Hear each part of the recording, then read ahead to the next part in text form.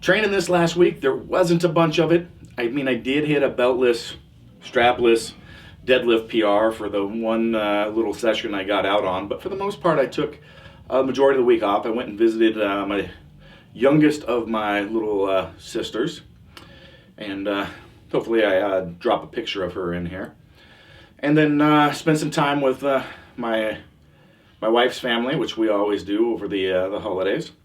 But I thought I would tell a story, a morbid Thanksgiving story. Yes, I'm probably going to take a lunch of flack for this because people just don't seem to understand some things, or really want to understand the full scope of everything. So last week somebody was giving me a hard time how I am the opposite of an inspiration because I was speaking about killing animals as a child because we had to feed family.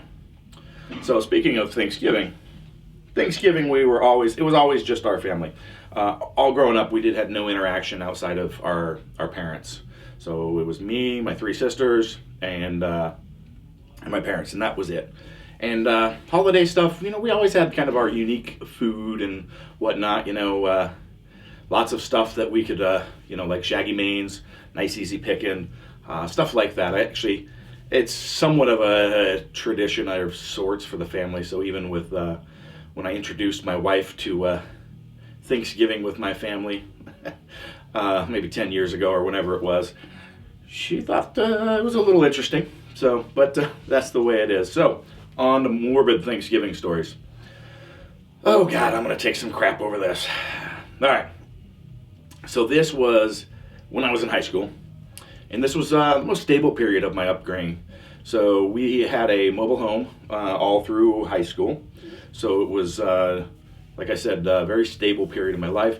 Now, by most people's standards, it was probably not the greatest place to live. I mean, it was condemned and burnt to the ground by the fire department once we moved out.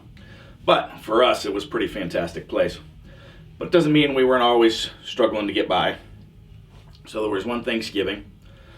My sisters had received pet bunny rabbits 6 or 8 weeks before Thanksgiving, and Thanksgiving was rolling around, and we didn't have much to eat.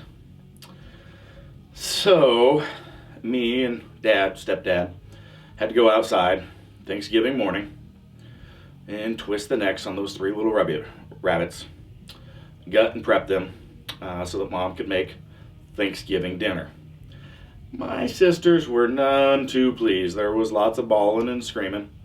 My stepdad said this was all a life lesson thing, and maybe it was, I'll never know. Not around to ask anymore. But by the end of the day, my sisters were happy and pleased, having a great Thanksgiving dinner and enjoying their meal.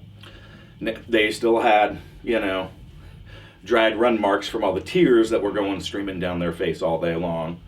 But in the end, we had a fabulous Thanksgiving dinner with the family and good food. So, I don't know. The point is, sometimes you just got to do what you need to do.